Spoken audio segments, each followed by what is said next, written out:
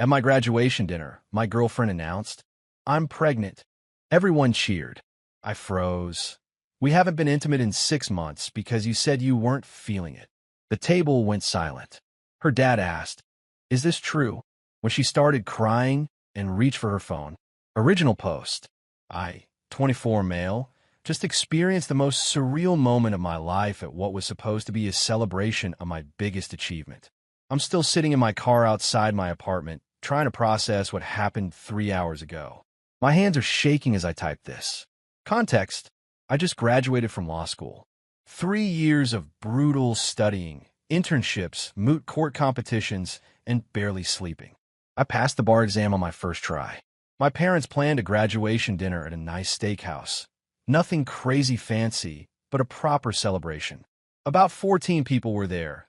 My parents, my younger brother, my grandparents, my aunt and uncle, a couple of cousins, my 2 best friends from undergrad, and my girlfriend of 2.5 years.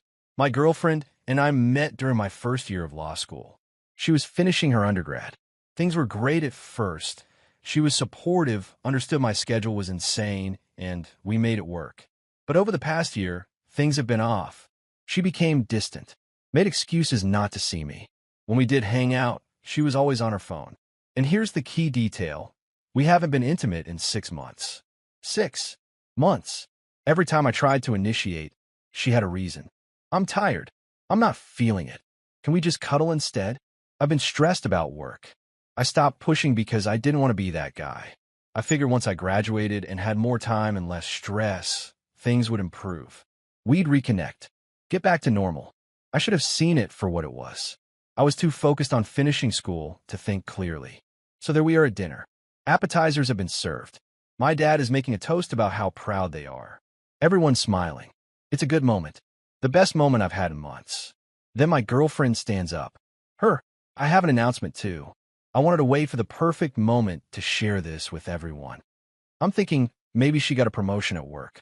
Maybe she's planning a surprise trip for us. Maybe. I'm pregnant. We're going to be parents. The table erupted. My mom gasped and started crying happy tears. My grandmother clutched her chest. Maya was already asking about baby showers.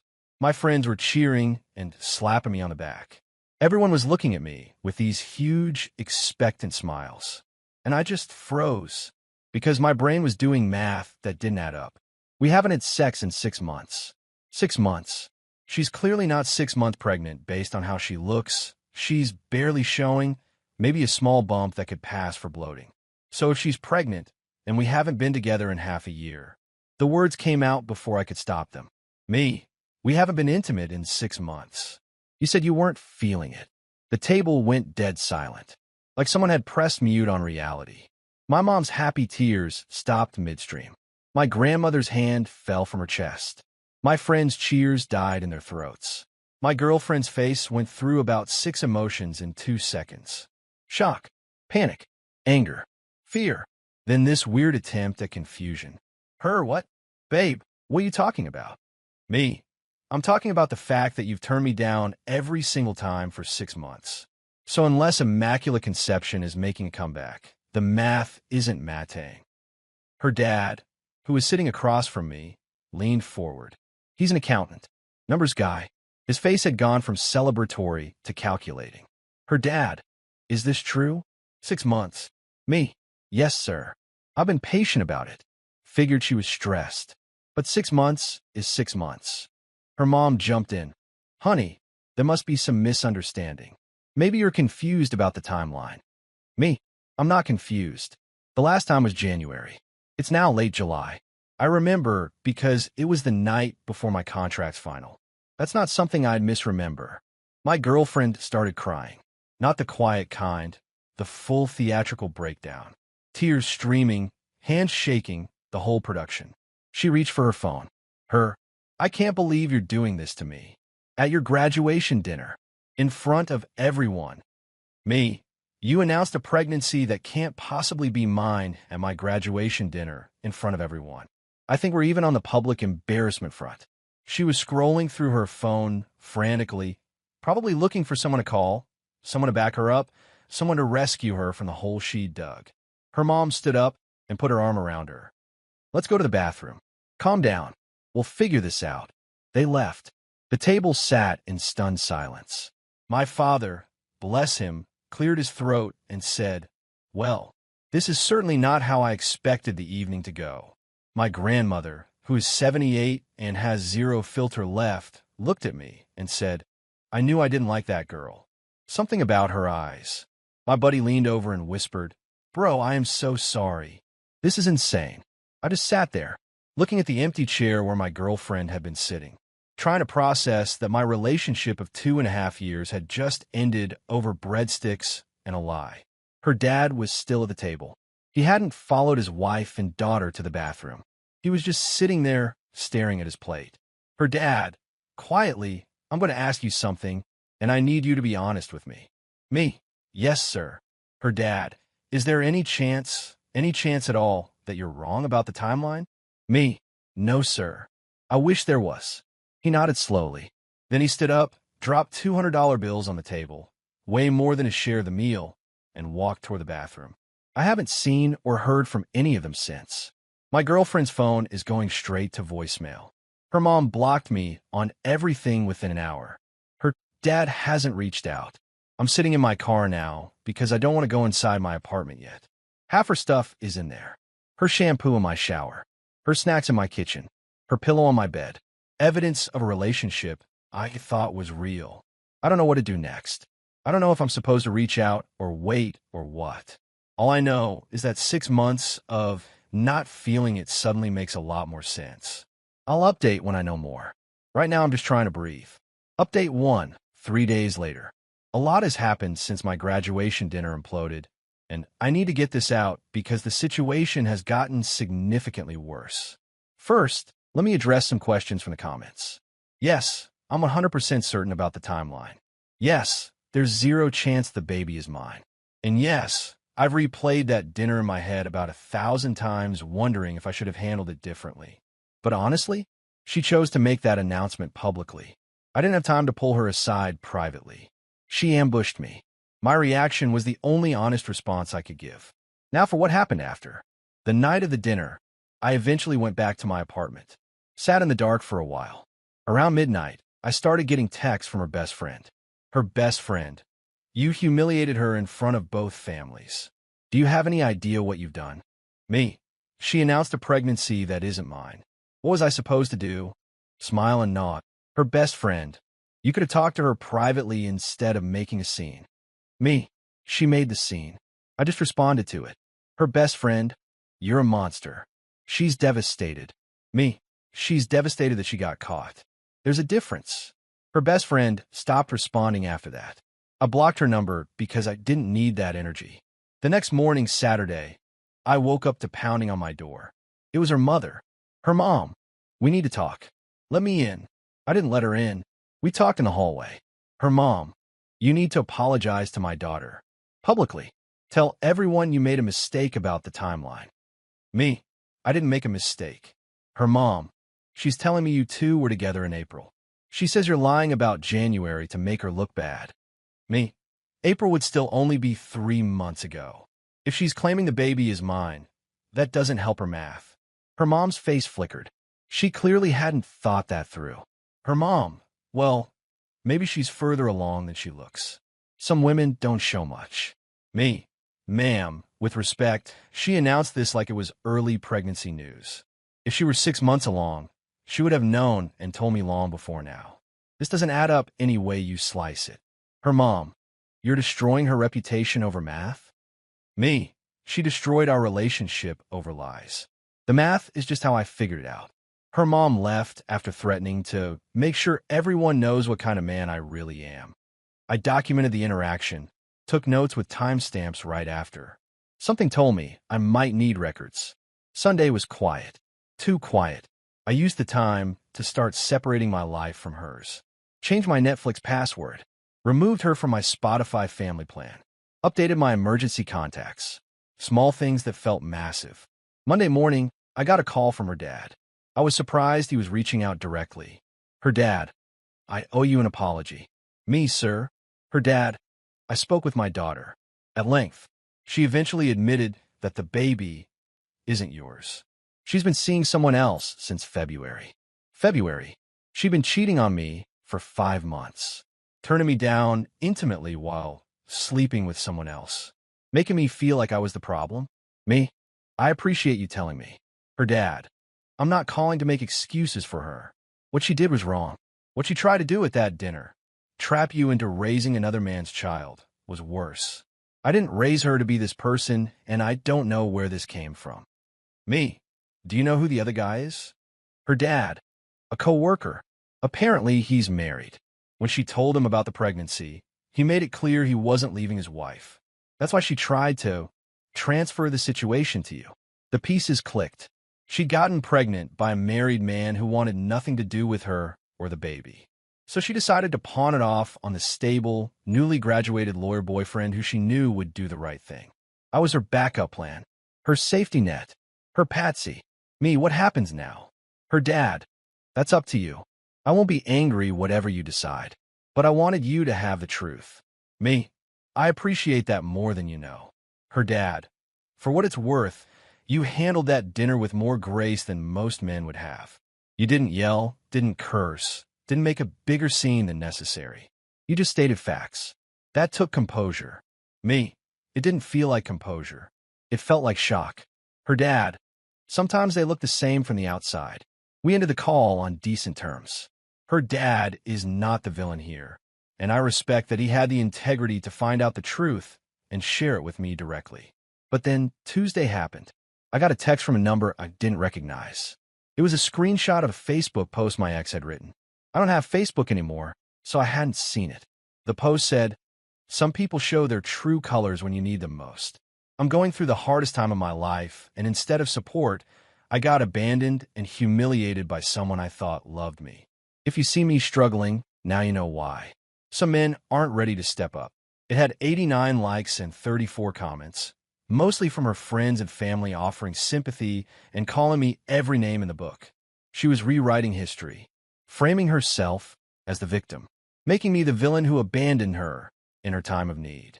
I thought about responding, making my own post, defending myself, but something my dad always said came back to me: never wrestle with a pig. You both get dirty, but the pig enjoys it. Instead, I screenshot everything, saved it all, and started thinking strategically. If she wants to play public opinion, fine. But I'm a lawyer now. I know how to build a case. And I know that the truth has a way of coming out. More updates to come. Update 2. 8 days later. Things have escalated in ways I wasn't expecting. And I want to document all of it because this situation has become genuinely complicated. After her Facebook post painting me as the villain who abandoned her, I made a decision. I wasn't going to engage publicly, but I also wasn't going to let lies stand unopposed in spaces that mattered. Here's what I did. First, I reached out privately to the people who were at the graduation dinner. My family already knew the truth. They were there.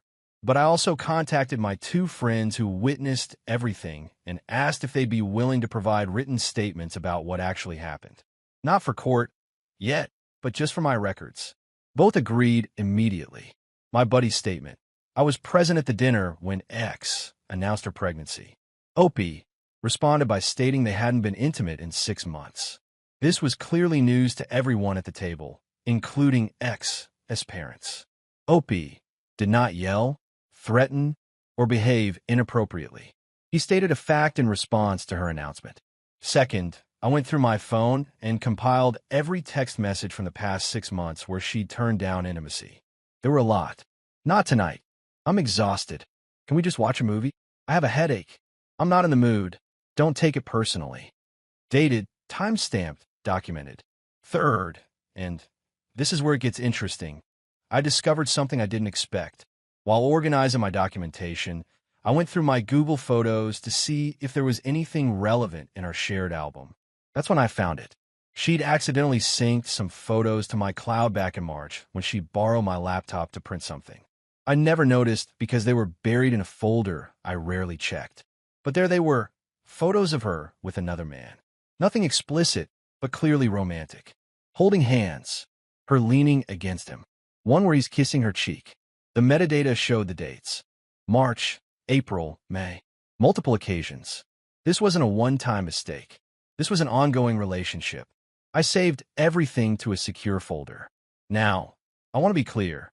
I'm not planning to post these publicly or blast them everywhere. That's not my style, and honestly, it would probably make me look petty. But having proof that contradicts her narrative is important if this escalates further. And escalate it did. Thursday, I got a formal letter in the mail. It was from a lawyer, her family's attorney. The letter claimed I had defamed my ex by publicly accusing her of infidelity at a family gathering, and that she was considering legal action for emotional distress and reputational damage. I actually laughed when I read it. Me, a newly barred attorney, getting a threat letter overstating a factual timeline.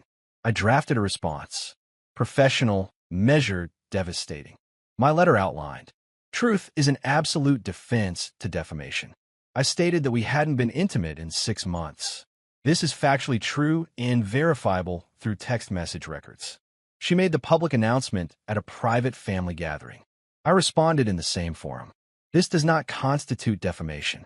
If she wishes to pursue discovery, I would be happy to provide text messages, photo evidence, and witness statements that support my account. Any further baseless legal threats would be considered harassment. I sent it certified mail and kept copies of everything. 3 days later, yesterday, her dad called me again. Her dad, I want you to know I had nothing to do with that letter. That was my wife's idea. She's not handling this well. Me, I figured. The letter wasn't a serious legal threat. It was posturing. Her dad, I told them both it would backfire. You're a lawyer. They're threatening a lawyer with a frivolous defamation claim. It's like bringing a knife to a gunfight. Me, I appreciate you giving me a heads up. Her dad, there's something else. My daughter wants to talk to you. Directly. She asked me to arrange it. Me, why? Her dad, I think she wants to, I don't know, explain. Apologize. Maybe both. I'm not advocating either way. I'm just passing along the request. I thought about it. Part of me wanted to refuse. Why give her the satisfaction of an audience? But another part of me wanted closure. Wanted to hear what possible explanation she could offer. Me, fine. One conversation. Public place. This weekend. Her dad, I'll let her know. We're meeting tomorrow at a coffee shop. I have no idea what she's going to say, but I'm going in with zero expectations. Whatever she says won't change what happened. It won't make the baby mine. It won't undo the months of lies. But maybe I'll get answers. Maybe I'll understand why someone would do this to a person they claim to love. Or maybe she'll just try to manipulate me again. Either way, I'll update after. Update 3. Final 11 days later. Final update. The conversation happened, and I think I finally have closure on this whole nightmare. I met her at a coffee shop Saturday afternoon. She was already there when I arrived, sitting in a corner booth, looking smaller than I remembered. No makeup, hair in a ponytail, wearing one of those oversized sweaters she always wore when she wanted comfort. Part of me felt a flicker of the old affection. The part of me that had loved her for 2.5 years. But then I remembered the photos synced to my cloud. The 5 months of lies. The attempt to pin another man's baby on me. The flicker died.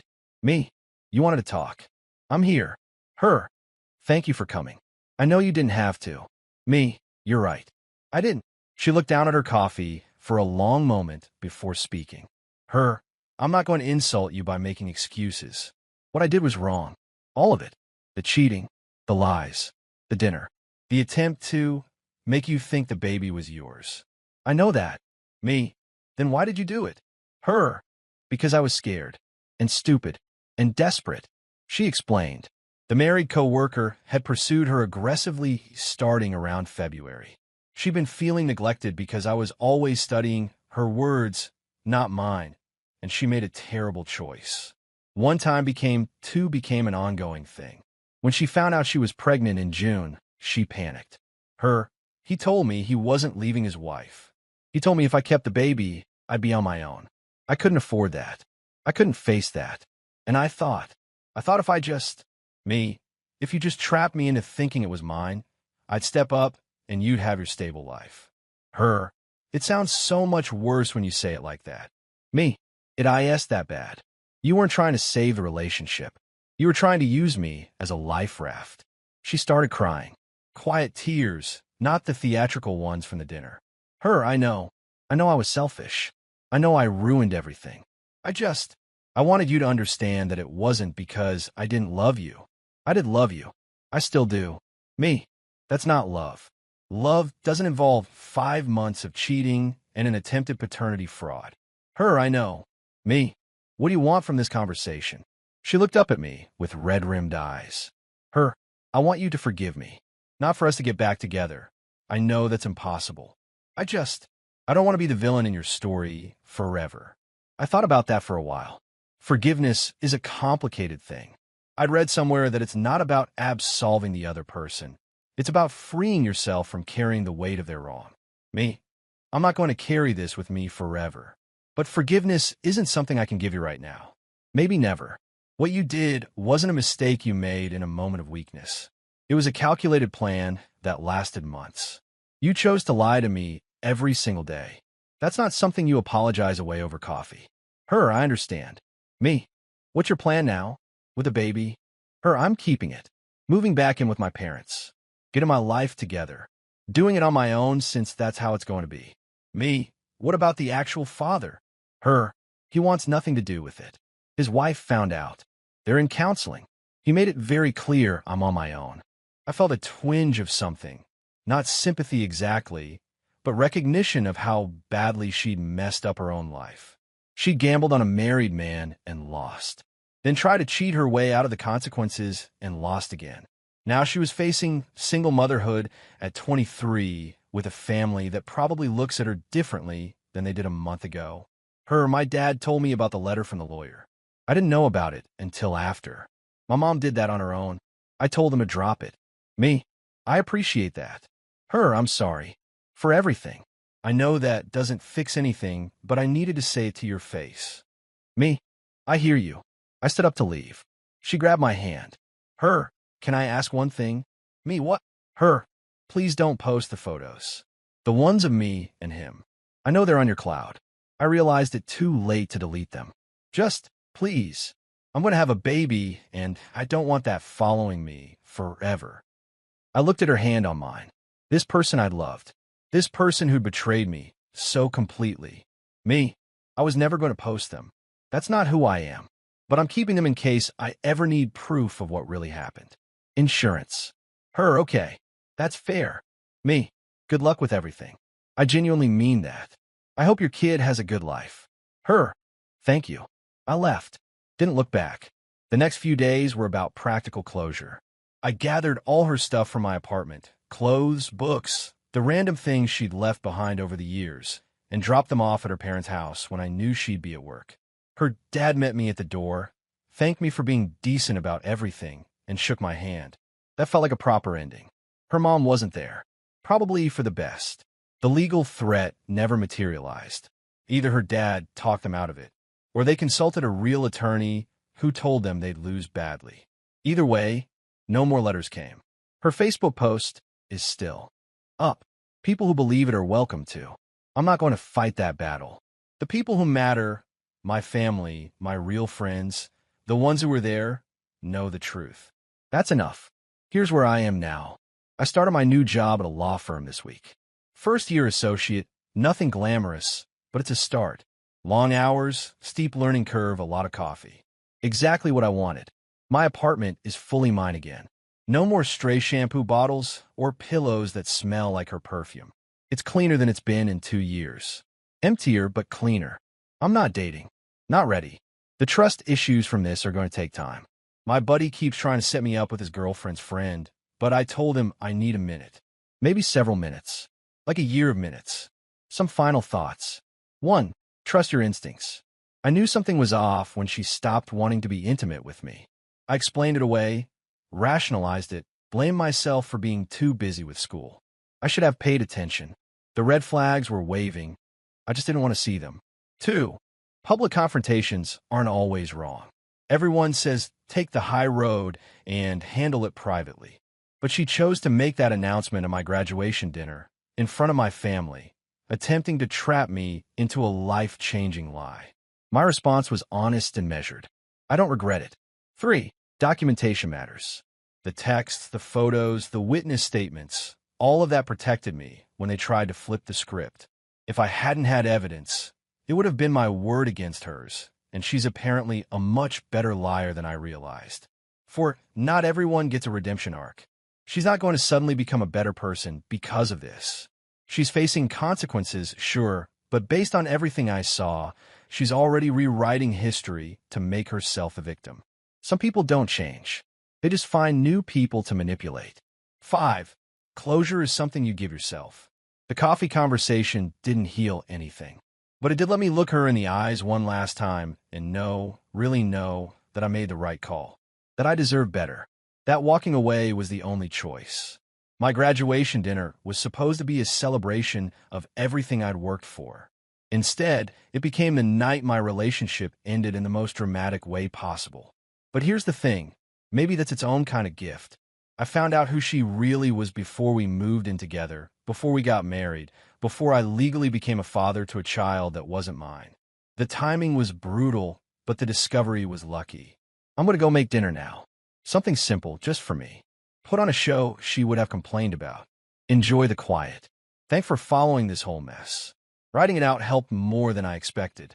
Sometimes you just need strangers on the internet to confirm that you're not crazy, that you were right to walk away, that some announcements deserve immediate fact-checking. The math wasn't matang, and now I'm free. Peace.